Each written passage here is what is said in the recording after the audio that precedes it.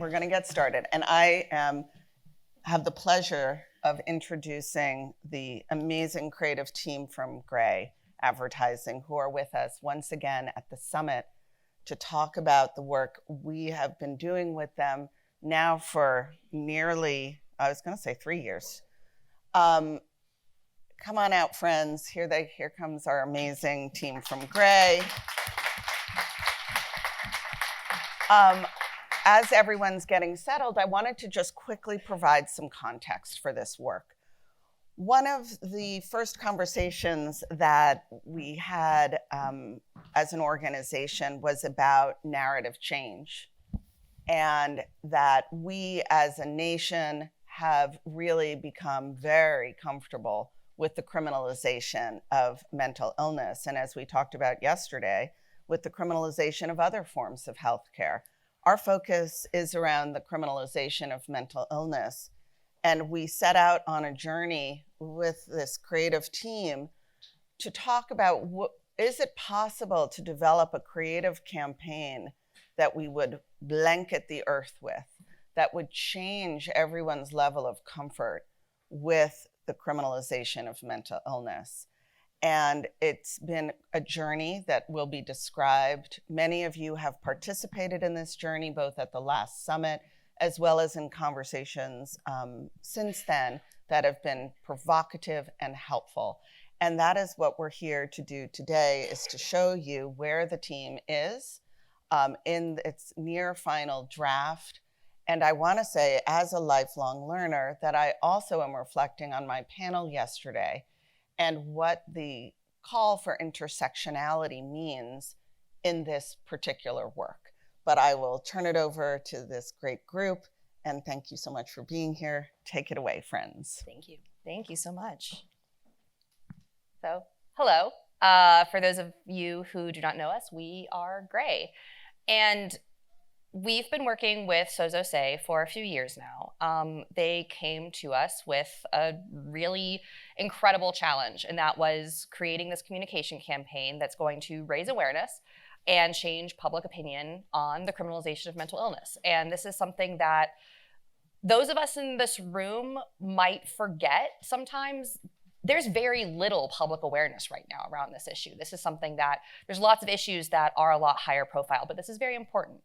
And so our goal is to make the public aware, and we do believe that once they are aware, they will be engaged and they will care and they will want to change their own behavior, their own opinion, and they'll want to go out and try to improve societally, this extremely important issue.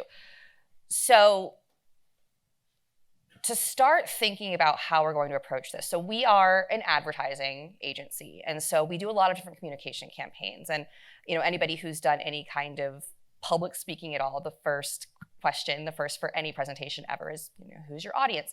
And I think, again, this room is filled with so many experts, incredible diversity of expertise around this issue, but you are all in the trenches.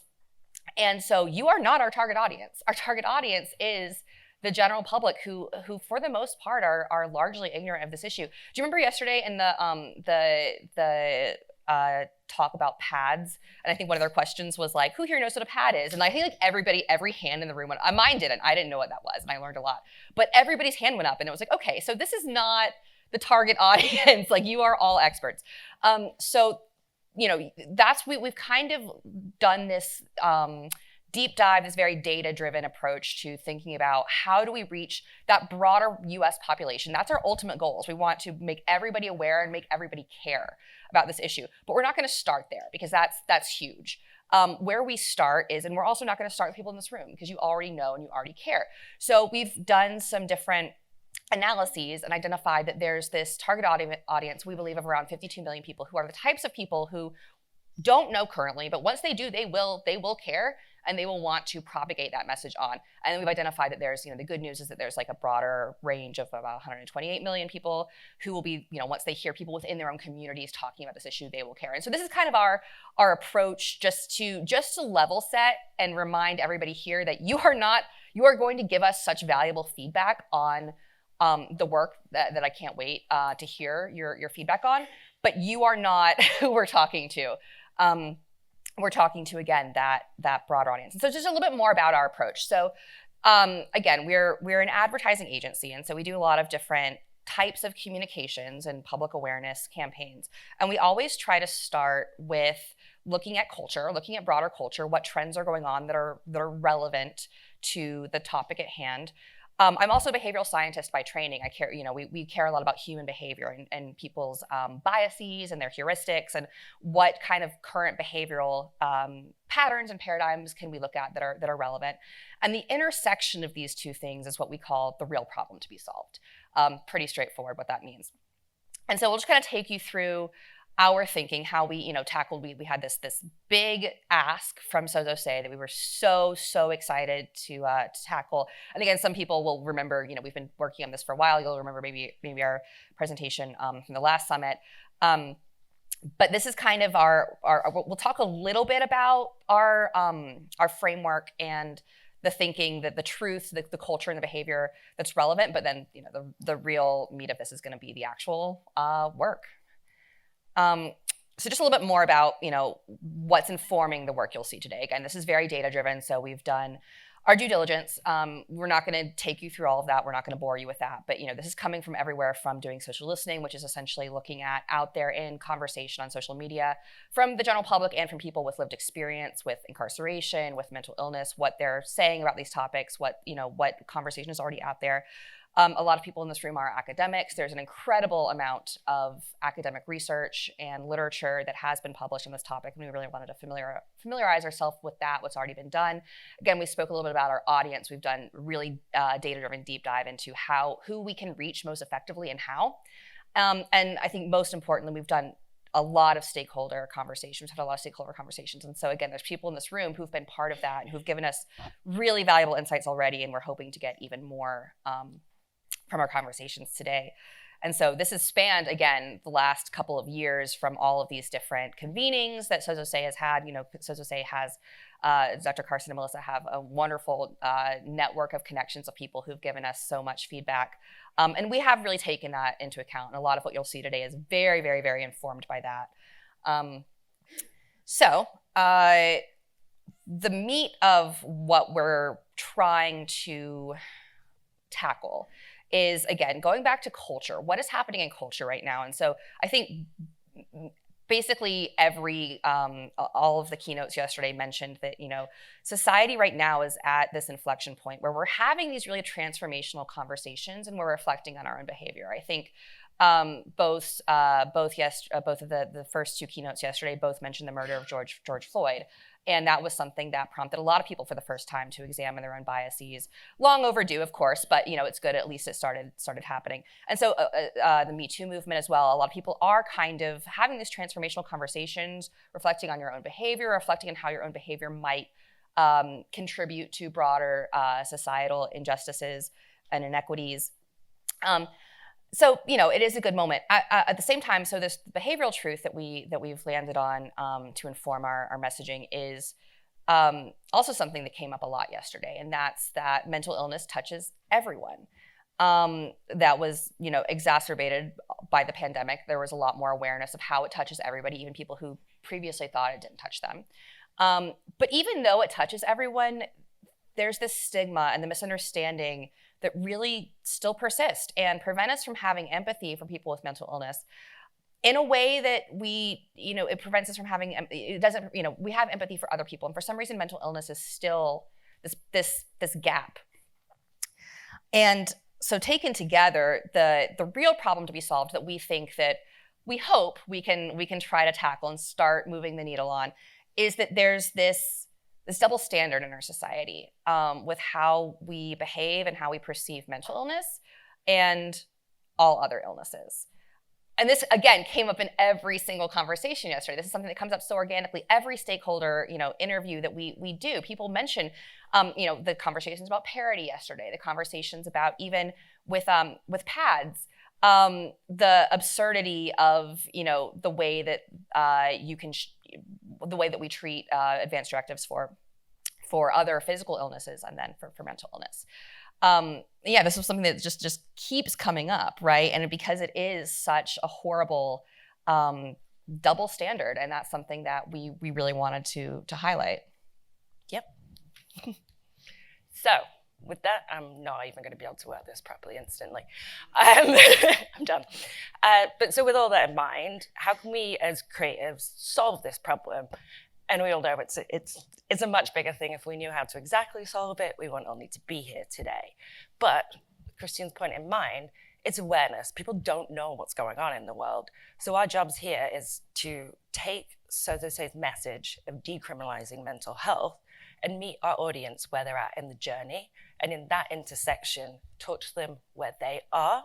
And that's how we start to make change.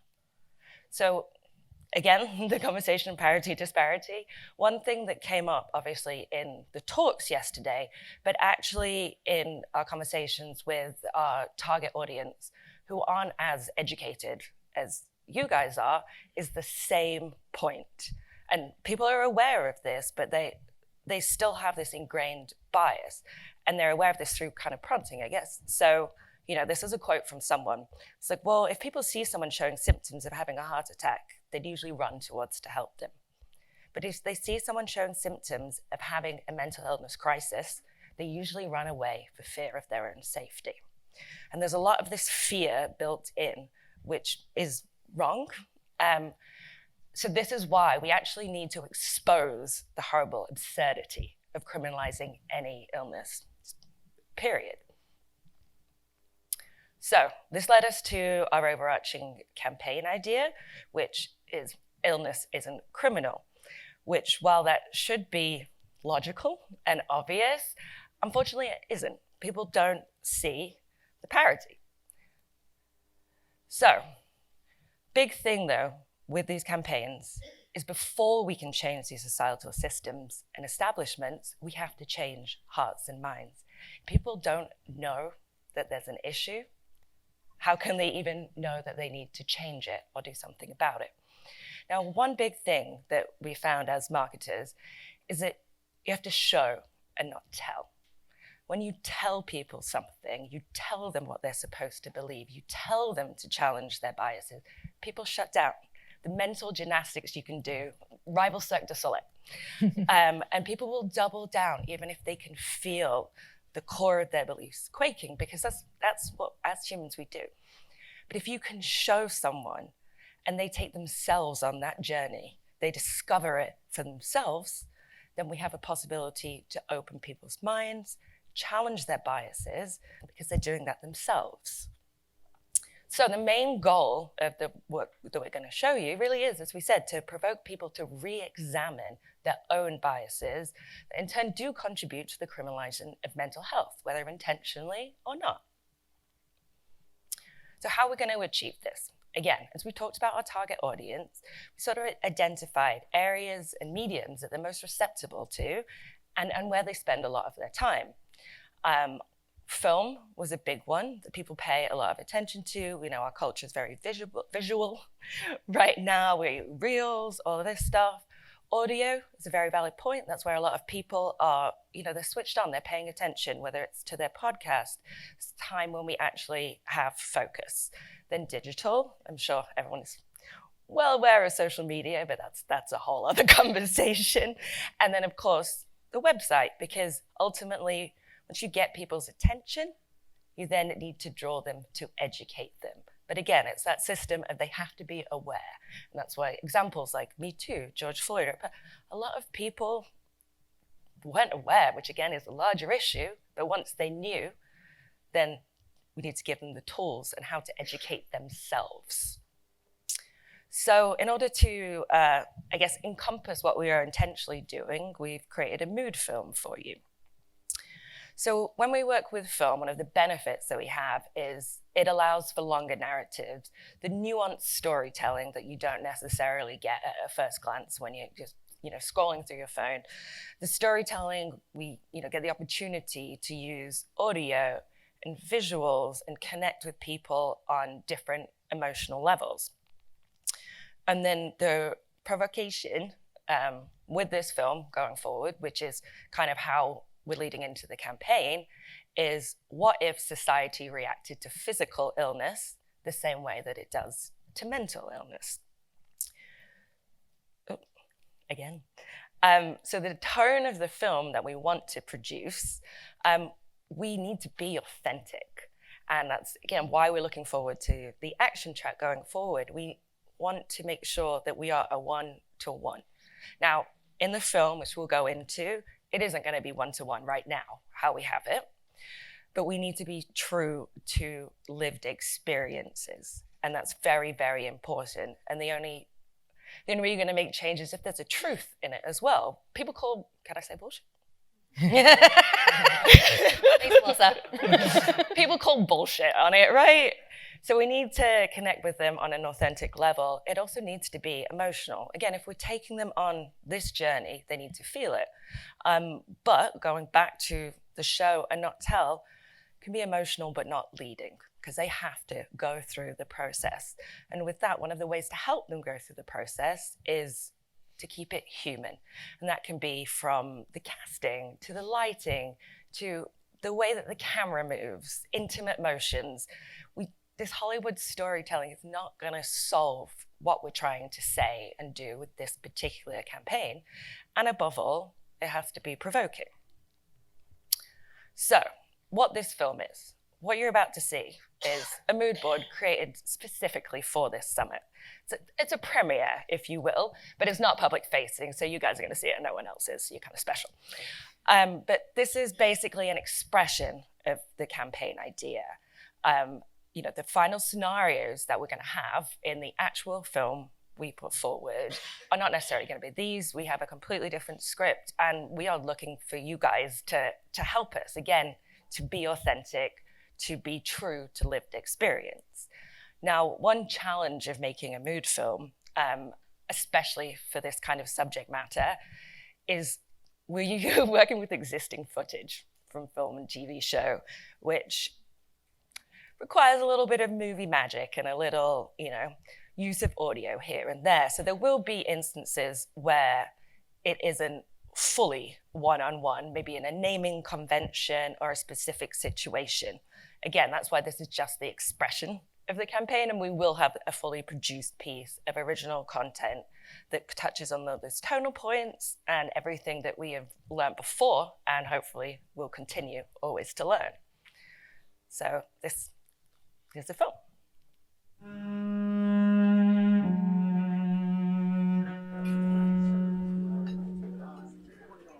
I hear she has cystic fibrosis. I don't feel safe around her. 911, what is the nature of your emergency? I see someone acting like they might have arthritis. I feel threatened. 15 to base, stand by for emergency transmission. Base go. We have a white female having an asthma attack. Repeat, a white female with asthma. I need backup immediately. Step out of the vehicle with your hands in the air. Okay!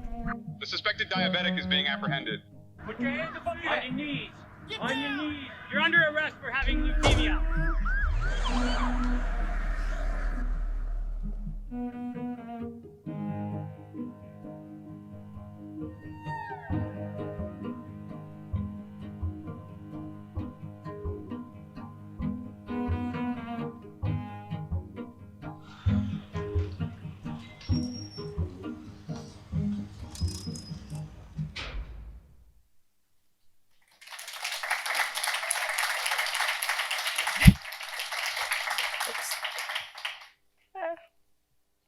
Okay, so as we mentioned, we want to continue to develop and evolve the film to reflect the nuances and sensitivity of lived experience.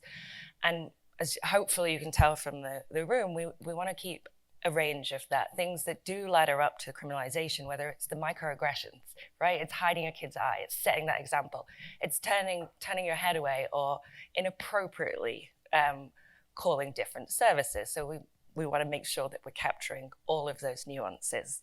And another important way that we're going to challenge people is through audio. Thank you, Gemma.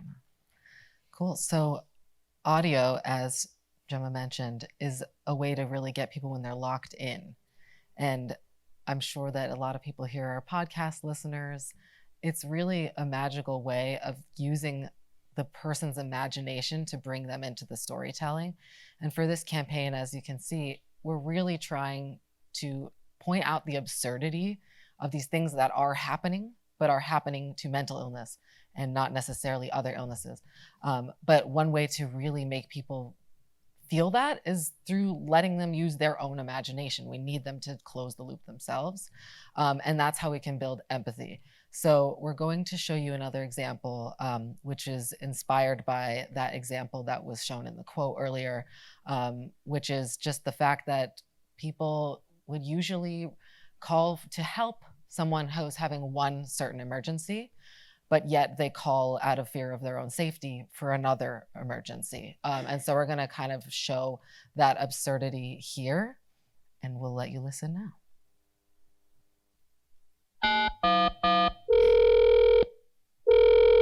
911, do you need police, fire, or medical? Police. I think there's a woman outside my window having an asthma attack. It's making me uncomfortable. Okay, stay calm. Are they approaching you? I feel threatened. She can hardly breathe. She's grasping for air.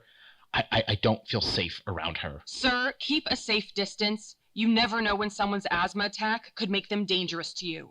Police are on their way and they're bringing backup. Tell them to hurry. I need help. What if every illness was criminalized like mental illness? Let's stop treating mental illness as a crime. Learn how at illnessisn'tcriminal.com. So, as you can see, we're really leaning into that absurdity, but imagine that it was an asthma attack. You know, like what we're trying to do here is really do the one-to-one, as we've been saying, is take scenarios that really happen, real stories, and just simply switch the illness and like prove how that is just so absurd that one reaction would seem over the top and this seems absurd, but yet if you had switched that to be a different kind of emergency, that call has been made, you know? So we really want to use these kinds of storytelling devices where people can put themselves into the story and think, oh, like, would I make that call? Or have I ever done something like that? And really question their own biases. And that's another thing that I think is super important about all of the touch points here is what we want to do is just plant this question in people's head with the film, with the audio, with everything, so that if they do ever encounter somebody having a mental health emergency, they've been trained by society, oh, call the police. You know, everyone's been trained, call the police. But if you've seen something that makes you question whether that's the right thing, it's just going to put a little bit of space between you and that automatic action. So that's what we want, is to get people to be asking themselves the question, would I do that or should I do that, if they're ever met with that scenario.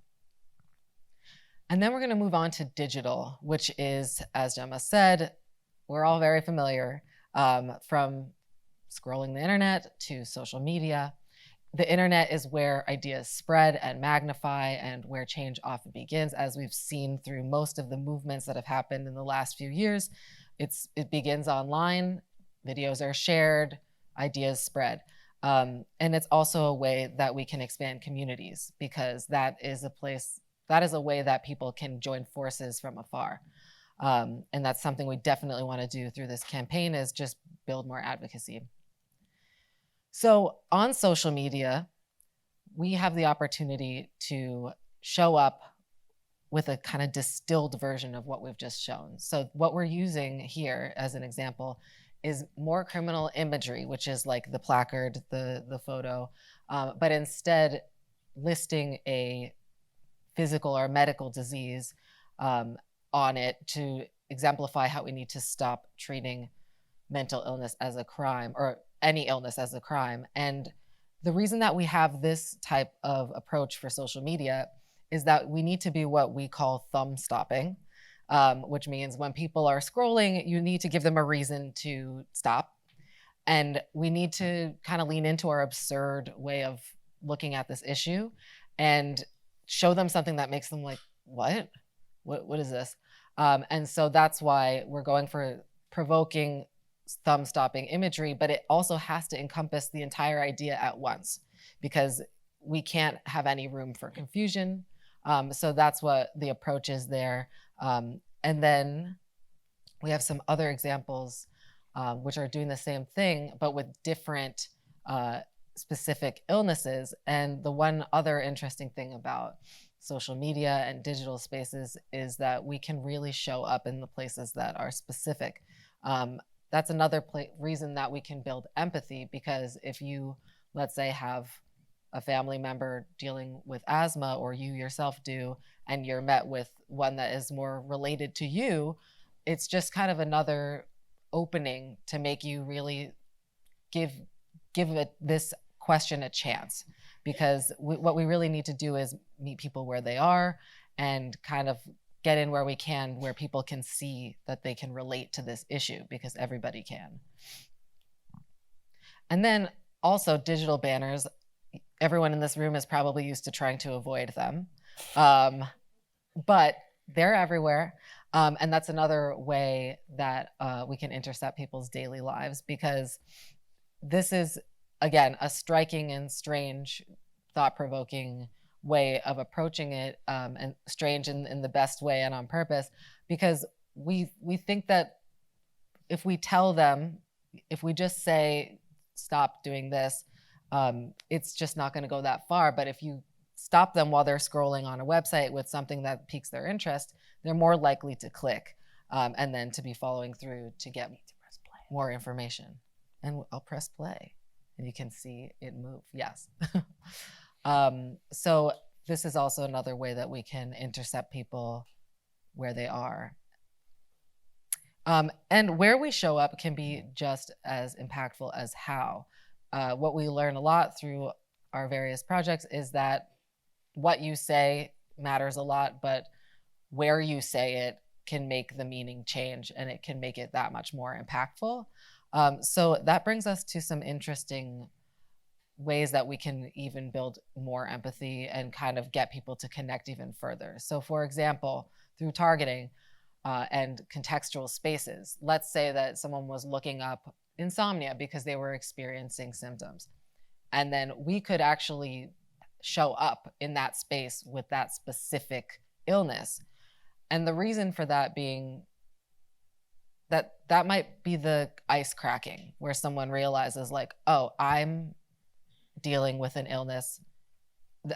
It's an illness like any other. Why have I ever treated mental illness any differently? So that's what we're trying to do here, is just create different cracks in the foundation of bias, like where people are least expecting them to, because that's where they're less armed and that's where they're more willing to be malleable to learning new things and open to new messages. Similarly, offline in real life, what if we showed up in medical spaces? That's another way that we can meet people where they are willing and open to the idea that an illness is an illness, and why would I call the police on someone for simply exhibiting symptoms or having a medical emergency? So what if every illness was criminalized like mental illness? We have the placard say the illness, and then everything would always lead to let's stop treating mental illness as a crime. Learn more at illnessisn'tcriminal.com, and we'll get into that website a little more. And then also, of course, we could show up in this contextual way in health and wellness spaces, medical journals, things like that, places where people are willing to learn and see more about health and wellness, and they're not expecting this message. And that's kind of the power of that, because this is where they're ready, where they're actually looking to learn something different, and we can kind of get in there when they're least expecting it, but when they're most open to hearing the message. And then, as we were leading to, we're gonna have a microsite that gives our audience the opportunity to dive deeper into the subject of decriminalizing mental illness, because as we've been saying, the rest of the campaign is really just to get people to be aware. They don't know this is an issue. They are probably not exactly sure that they are complicit in this system of criminalizing mental illness. So what we're doing with the rest of the pieces is inviting them into the conversation, having them question their biases, piquing their interest. Once we get that person to the website, once they kind of follow the journey, that's where we have the opportunity to tell them things. Before we're showing them, now we can tell them things. Now they're open, they're here to learn. And we really need to wait for people to be here to learn, to really meet them, right? So then we're gonna have our microsite, and the purpose of it is, oh, sorry, how do I go backwards? Ooh. That was, so then we have our microsite, which is where we're gonna do a lot of the myth busting, because we know that this is a heavy lift for education. People need the facts. People need to learn why they have been automatically responding one way. People need to understand that they're part of a greater story. And then they also need to understand the impact of the way that things have been so far. So for example, the fact that America's largest mental health provider is the mass incarceration system. Most people don't know that. A lot of people don't know that they're complicit in that system by calling the police on someone who simply needs medical care. So this is the place where people can find that information. We're going to be myth busting all of the reasons why people believe that mental illness is a threat to them, which it is not. We're also going to educate them on a lot of the other ways that alternatives do help. And then we're also going to offer resources, because of course those are necessary, to learn more, but also if anyone is seeking help. And then we're going to get into sharing. And that's really, really important, because this awareness campaign, it's supposed to be like feeding into itself. We make people aware, they want to make others aware, and then that's where we start creating a community of advocates and like building that small circle at the bottom bigger. So that's really, really an important part of this system that will kind of lead to the start again, where then someone will see the video and then they'll go through the journey and then they'll share and stuff like that. But one thing that we have found through our experience is that people don't like to, or people are more likely to share if it's something that's personal or personalized or something that they had a part in. And so one thing that we're planning to do is create something that will allow people to become advocates through the very lens of our campaign. So on the website, we're going to create a generator where you can upload your photo, and then you can fill in the illness that you may yourself be experiencing, which is a physical illness. And then it would populate the headline, which is, what if every illness was criminalized like mental illness? And then you could share it online. And the reason that we're doing this is because it's different if you see your friend putting themselves out there advocating for an issue and pointing out an absurd parody issue or an absurd juxtaposition. Like if you just post a graphic that is also doing something, absolutely. But people aren't really maybe as likely to click on it to learn more. And that's just something that we've found has more impact. And of course, it's all going to be housed on our site through our own infrastructure. So it won't be using any of the third-party filters that might want any data from anybody. But so we think that this is going to be another way that can kind of lead people to learn more.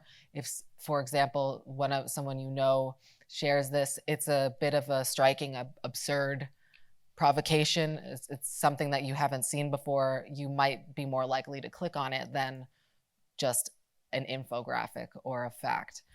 So that's what every single step of the way is trying to do, just create a little bit of a crack in the foundation of people's biases and make them want to become aware of the issue. And that takes us through the journey of our pieces of this campaign. And we are totally aware that this campaign was created, as we said from the beginning. The goal is to provoke. We want people to feel feelings. We want there to be reactions. that's the point. You know, there are going to be reactions. There's going to be a lot of thoughts and comments, and we're here for them. So if you pick up your phone, take a photo of this QR, that's one place that you can provide feedback, thoughts.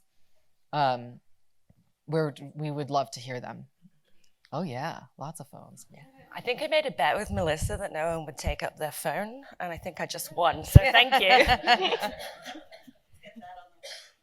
Yeah, everyone, you heard.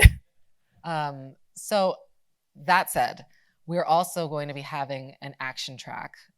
So in that action track, we're going to be talking through the actual film that we want to make with specific scenarios, which, as said, what we're trying to achieve is create a one-to-one storytelling where we're being authentic to the experience.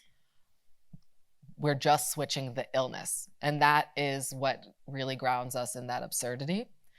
So if anyone has a strong feeling to want to help us, we would love to welcome you to that action track. But in the meantime, we would love to answer any qualifying questions about our process, how it works, anything of that nature. And thank you so much. Thank you.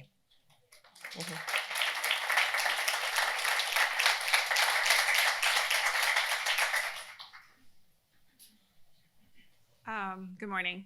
Hi, I'm Kinshasa Hillary. I am with a nonprofit group called Rise Borough in Brooklyn. I have two things that I want to say, and then I have a question. The first is that I love the film. It was great. The second thing is I think maybe we should talk about rethinking whether or not we are also included in your core audience. I think the understanding here collectively is that we all come from diverse backgrounds. I myself am dealing with eviction prevention and housing, and I think what we all recognize is the importance of criminalizing and decriminalizing mental health issues and mental health in general with the intersection of what we do in our day-to-day. And then my question was, I forgot my question. So I'll come back to my question. I love that. That's a me. Yeah, I'm Peter Miller. I'm a documentary filmmaker. I'm very grateful for the work you're doing, and I think it's very moving and impressive and so important. These are very, very short and very brief encounters with media, and I work in long-form documentary. Ken Rosenberg and I made a film called Bedlam that was on PBS a few years ago, and there's a growing body of long-form work that really immerses people emotionally in a longer experience that I think has an equal or different role. And I'm just wondering if there's a way to integrate this short-form, brief, web-based stuff with the body of work that really pulls people for an hour and a half into a documentary space, if there's a way to kind of combine different lengths and sizes and experiences of media. I definitely think so. It's as we've all said, there's so many nuances that you can't possibly tell them in 60 seconds. Sorry. So yeah, I think that's great. The reason that we've concentrated on the smaller time at the moment is to reach a wider audience from shareability and things like that. But it's definitely such a huge issue that I think it would be fabulous. And I saw your documentary, it was very good. Yeah, and of course we want to be that initial spark for a lot of people. We want people who maybe have never thought about this before to prompt them to want to learn more. And of course, that's what we spoke to about that we have that opportunity to say, okay, those hand raisers, people who seek out more information, here's all the resources that we can provide to you. You want to learn more, you want to learn what you can do.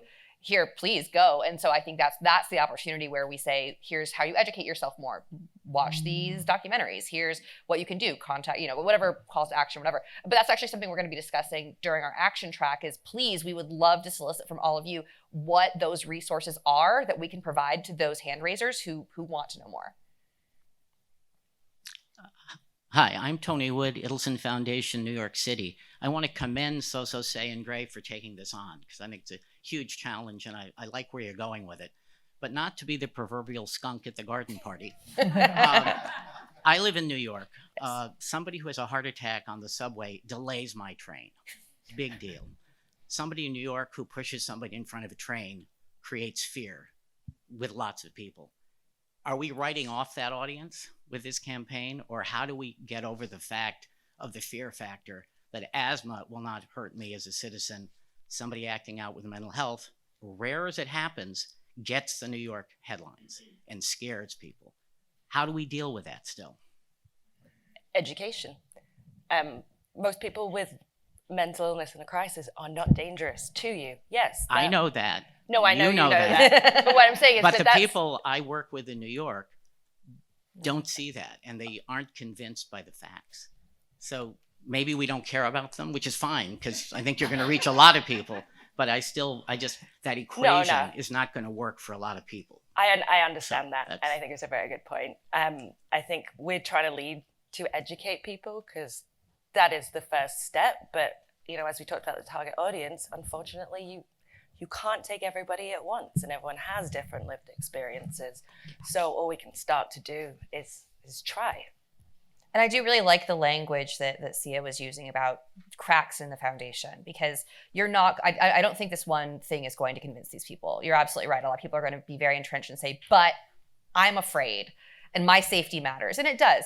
But when you expose them to, gradually, and more people, us saying, well, how absurd would it be if you were as afraid of these other people with physical illnesses, which, by the way, are statistically as likely to hurt you as people with mental illness, because that is very rare. People with mental illness they're more likely to be the victims of violent crime than the perpetrators of violent crime.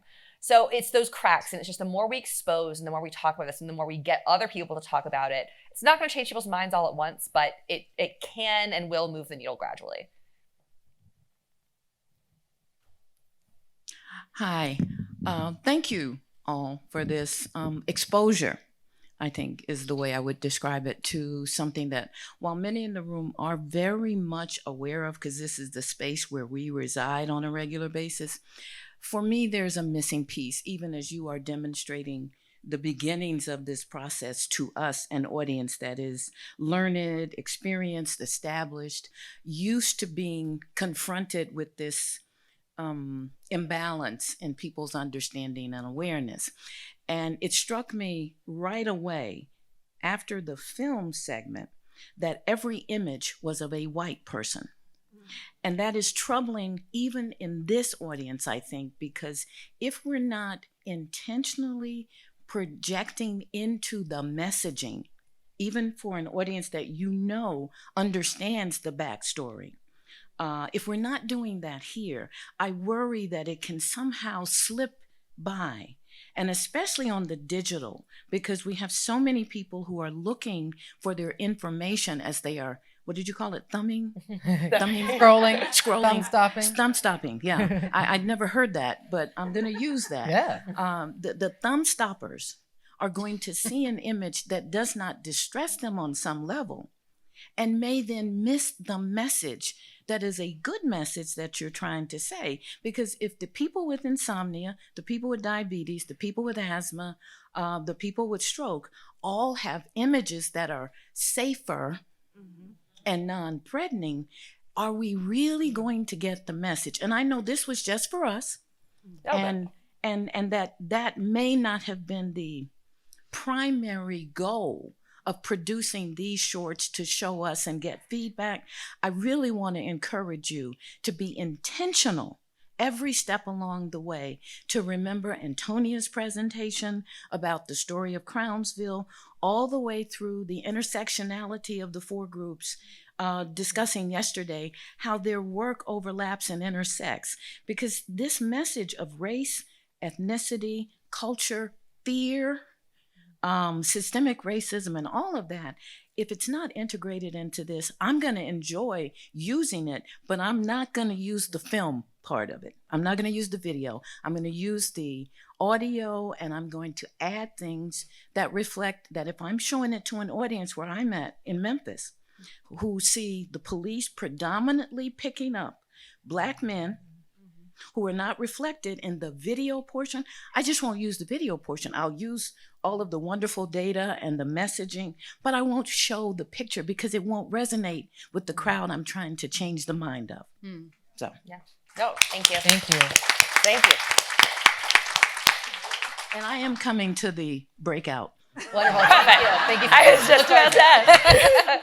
Thank you very much. That we appreciate that, and absolutely, like as we move forward, absolutely we'll keep in mind, and we will be casting, and when we go into the actual productions, like absolutely. Thank you.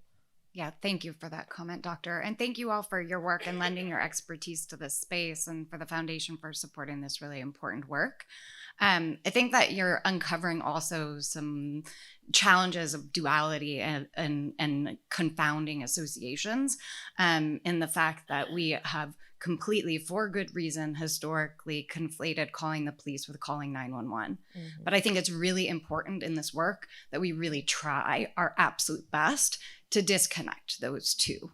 And particularly in the audio clip, your 911 professional is completely escalating the situation. And I think that that could be deemed as really problematic in the field.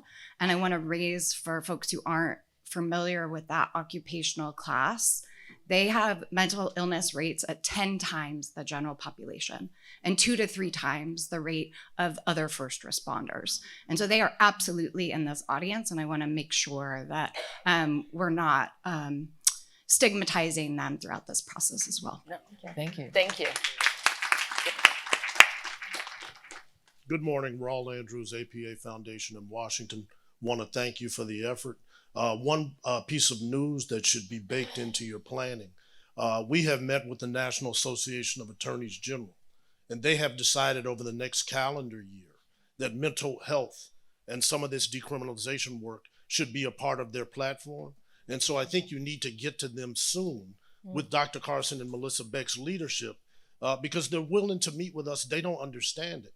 And so my point is, as you continue to build out your resource board and some of your creatives, some of the illnesses that you're profiling, the symptoms are readily recognizable, right? So if I were to go into a diabetic shock or a stroke right now, almost everybody in the audience would know what they're seeing. So if you put up an illness and people don't understand what they're seeing, then it's hard for them to cross the bridge to I should be running to help them versus running away from them. So I think you just want to look at some of those assets. One of the things we use is the Notice, Talk, Act framework. So how do you notice the signs and symptoms? How do you become, when you talk, a better active listener? And what are the tools that are available to you in that scenario? So we offer some of those resources to be embedded as you bake out all your inventory. But let's get to NAG, National Association of Attorneys General, not as 5 fingers, but as a fist. Because if we go at them the right way, not everybody running at the same time, we'll capture their attention. And I think while a lot of this work happens at the municipal level, if we get these state AGs and these wannabe state AGs who become governors to get the message, then we're going to capture the attention of the right people so we start to get the change we want. Thank you. Absolutely. Would you mind listing the resources down? Because during the action track, we will be trying to get as many as possible.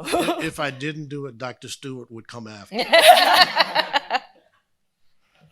Okay, I remember my question now. Yay. So I'm from the DMV area, but I actually live and work in New York. And in DMV, we have something called CPAP. You can call and let them know somebody's in the midst of a crisis, a mental health crisis. However, I didn't realize until just now that New York has one of those too. But the only messaging that I've ever heard is call 911 and tell them that you're having a medical issue, even if it is a psychiatric issue, which automatically triggers the police, right?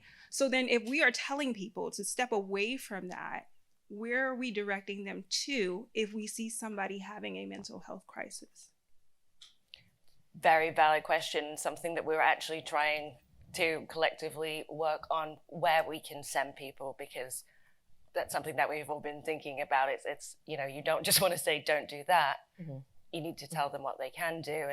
And that was one of the reasons that we thought having a microsite was so important, to get the resources from where anyone's coming through. And then as things develop, and please, if, you know, I've had the same experience calling 988, and like, just call 911, and then you get the police, and it, we all know. So as many resources and things that people can know, and hopefully the more that we get the message across, people are actually going to realize as well how important it is to advocate for those things. Yeah.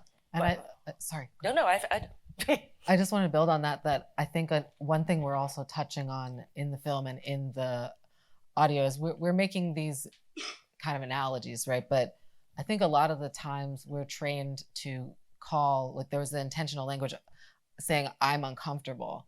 And then thank you very much for the note about first responders, because it's true. It was written, they are escalating it in the script as written. And we will absolutely take another look at that. But with the intentionality of the language saying, you never know when that can be dangerous to you. It was more of a storytelling device, which we'll absolutely look at again. But that language was in there for a reason, to just pick up on the fact that people call the police because they feel uncomfortable, because they feel uncomfortable, because they feel that someone else's crisis is a threat to them. And also, as we spoke about, sometimes you don't know what you're witnessing, and maybe someone's actually not a threat, well, not even experiencing a crisis, and someone is just witnessing someone having there are symptoms of their life, and they call the police because they're uncomfortable. And I think what we're trying to do is absolutely direct people to a place where they can help someone who needs help. But I think we also want to intercept where when people call the police because they feel uncomfortable and that other person actually doesn't need help, is just existing. And I think that's actually, this is making me rethink that script, how we can look at it. But I think that's another point, that there's kind of two different stories there of like someone who's actually in crisis, and then the very real issue of people calling the police on people for just existing. So thank you for that. Yeah, and I think to the longer form as well, like we tried to include moments in the 60, but there's only so much you can do. But to the point of having a longer form film as well, you get the opportunity to show nuances as well. Thank you very much for that question. Thank you. Hi, I'm and I'm a student journalist with UCAS Media Group. And I was realizing the film was my favorite thing. It made me pay attention, and the visuals of it, and then the words on top of it would bring in my attention. But I also did notice that there weren't a lot of African American clips within it. And I would see the film, especially working with journalism and learning now, but then if this was showed at my school or something like that, was showed in a situation with my friends and other student journalists, we probably wouldn't relate as much because we're young African American students. So as you guys move forward, you guys said the general public, but also to bring it to teenagers and things, do you guys have any thoughts on that, how to make it easier to understand and relatable to young people who want to know these things and have thoughts about these things and experience mental illnesses? We're growing into a society which criminalizes mental health and which is trying to decriminalize mental health. In terms of, there's, I think, two parts to that, right? There's like the film and diversity within the film, which we completely agree with. It's not intentional. It's unfortunately due to, between us, what footage we could steal from the internet and edit together for the purpose of this. We didn't really steal it. But when we go on to produce, that's where casting, that's where having everyone in the room is where we cast correctly. We pair the correct crisis with, the correct one-to-one to create the parity throughout it. So thank you for bringing that up. And that is definitely something that we want to continue to work on, from diversity of illness, crisis, nuances, race, culture, different backgrounds, because no one's lived experience is the same. So thank you for bringing that up. And then What was the second part? part? The second part was really about audience. The second part was really about especially young people. And so, we didn't go into all the data. I think it's fascinating. I think most people here would be bored by it. But one of the big insights is that our target audience, who is going to be the most engaged and the most willing to propagate the message on, they are young. They are digital natives. These are people who are, care deeply about societal inequity. They're people who are on social media. And so absolutely, that is going to be one of the most, it's not exclusively, actually one of the most interesting things about the data was that it doesn't have any specific demographic skew racially. So, I believe racially or geographically. So our target audience exists across the United States, across all different communities, which is excellent because these are people who are going to then spread the message within their own communities. It's not going to be skewed or biased only in one group of people talking about it, but it is very reliant on young people. And we've seen that so much in various social movements. Young people really do drive a lot of that conversation. And we think that'll absolutely be the case here. I mean, the younger generations are more open about mental health than any other previous generation, and that's incredible. And they're prompting the older generations to think more.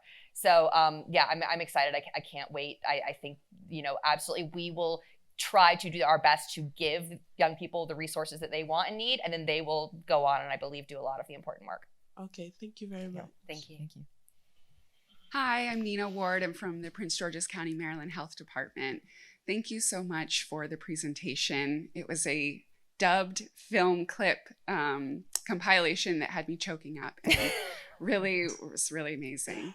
I wanted to ask, so I lead a team of about 50 behavioral health workers, and we're overwhelmed and inundated with what mental illness looks like. It looks criminal in the stereotype. And then we're working with individuals in crisis. So we see them at their worst.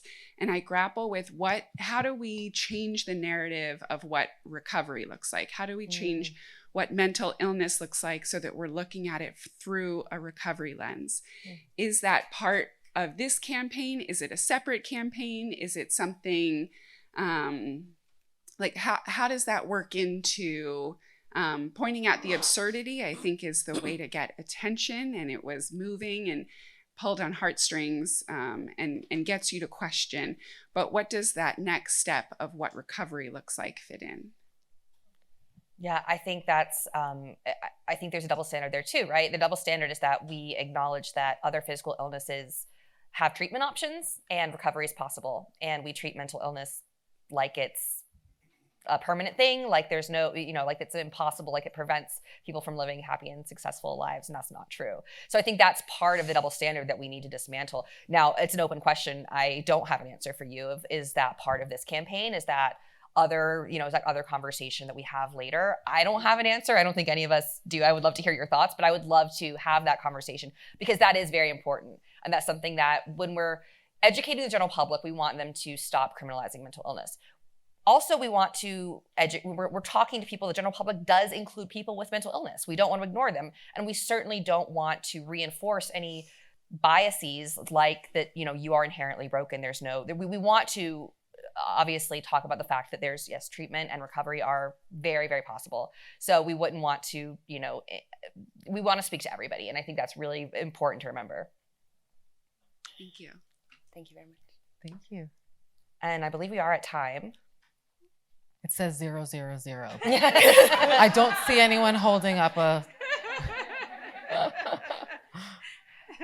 All right. Thank you so much.